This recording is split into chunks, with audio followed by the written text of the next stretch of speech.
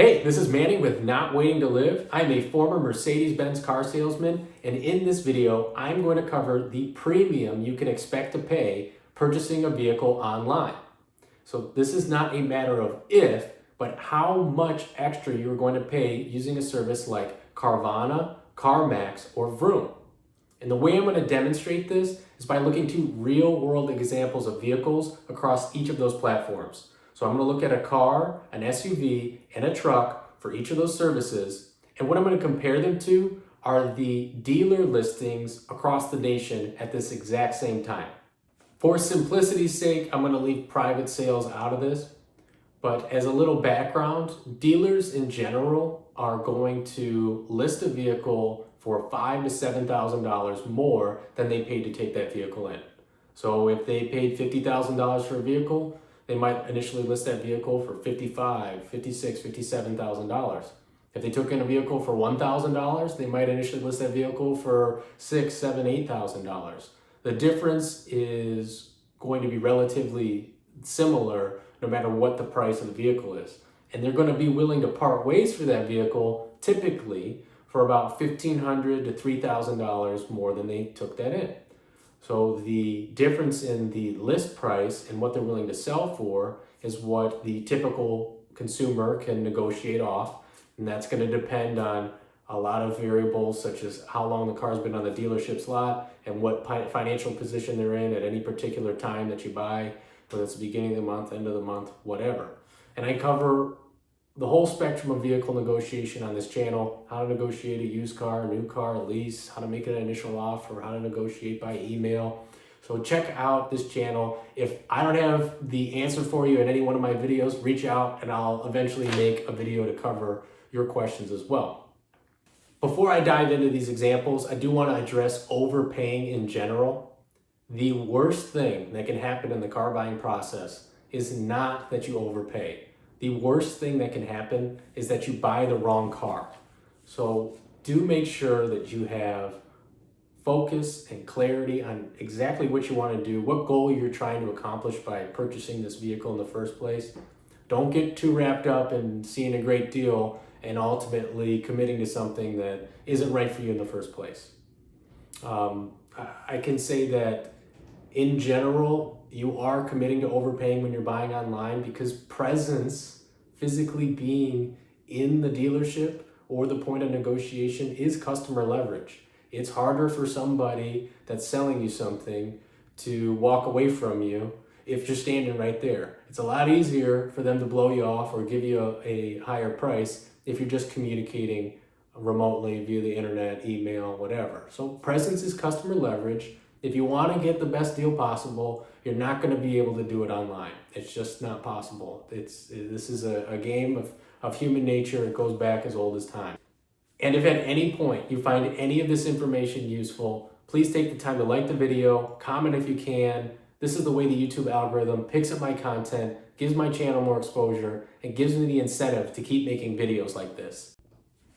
Bringing up the table here, I'm going to show you I've got a Toyota Corolla, a Honda CR-V, and a Ford F-150. So that's my car, my SUV, and my truck for this example.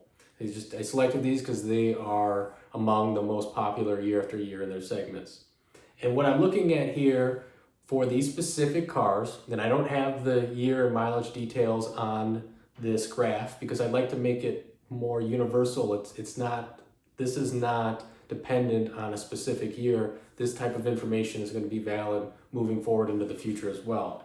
But I took each of these cars with the same mileage, equipment, condition, and put them into Kelley Blue Book to see what a dealer might expect to pay to acquire one of these cars.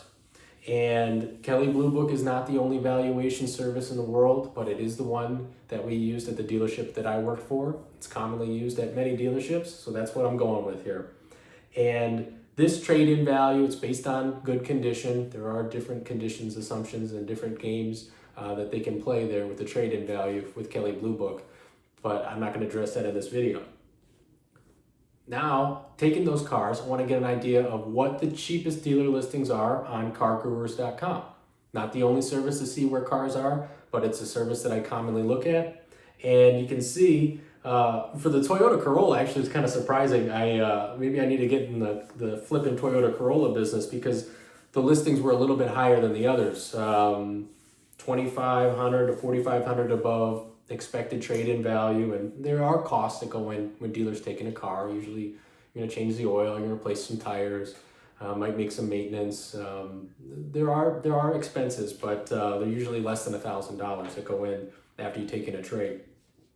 For the Honda CR-V, for example, cars lowest prices within $1,000 of what they might have taken it in for. With the Ford F-150, similar, $1,500 to $3,000. Typically, there's higher margins in trucks. That carries from the new all the way down to the used.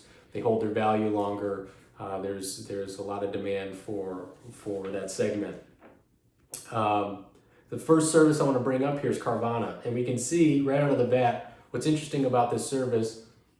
You can pick up vehicles from a Carvana location or they can be delivered to you, but depending on where your location is and the specific vehicle that you want, they do assess these shipping charges. Sometimes they're there, sometimes they're not. They've ranged between $200 to $500 from what I could see. And for the specific cars that I looked up in this example, the shipping fees ranged between $400 to $500. So that's something to consider into the total price, your total purchase price.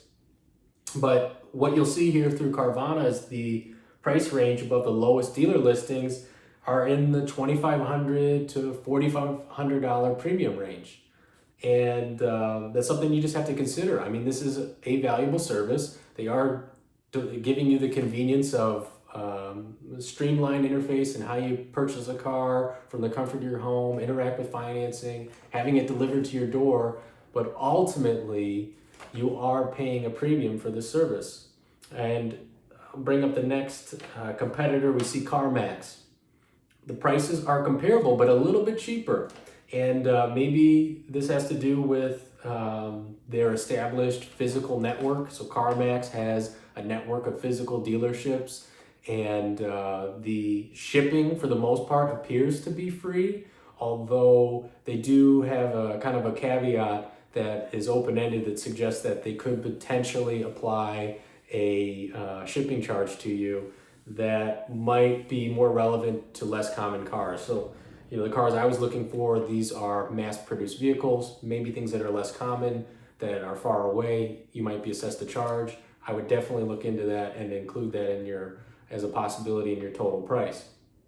The last service that I'm going to compare for these same vehicles is Vroom. And this vehicle has a smaller inventory compared to these bigger players. So less cars on their site. I don't know a lot about them. I'm going to assume they're a smaller player in the game. And as such, they are priced lower. They're actually more competitive to what the cheapest listings are. So in the case of the Honda CR-V, they're right there with the lower end of the cheapest dealer listings, and their kind of typical price range is $1,000 to $2,500 above premium.